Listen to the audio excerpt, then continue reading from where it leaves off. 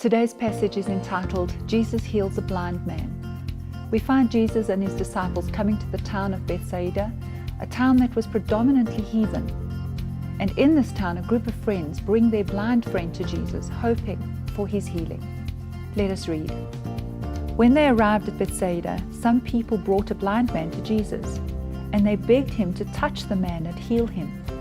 Jesus took the blind man by the hand and led him out of the village. Then, spitting on the man's eyes, he laid his hands on him and asked, "Can you see anything now?" The man looked around. "Yes," he said, "I see people, but I can't see them very clearly. They look like trees walking around." Then Jesus placed his hands on the man's eyes again, and his eyes were opened. His sight was completely restored, and he could see everything clearly. Jesus sent him away, saying, "Don't go back to the village on your way home." The interesting thing about the story is that it was not an immediate healing, but a progressive one. And I believe it's also a comment on spiritual blindness as much as it is on physical blindness. See, all of us from time to time struggle with spiritual blindness, where we can't see clearly who God is.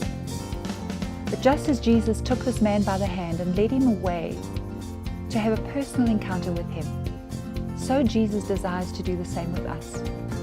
He took him away from things that were familiar, the village, his friends, the people around him. And the Lord sometimes does that with us. He takes us away from what is familiar so that we can have a personal encounter with him. We cannot grow spiritually without those personal encounters. We cannot depend on other people's faith to help us grow.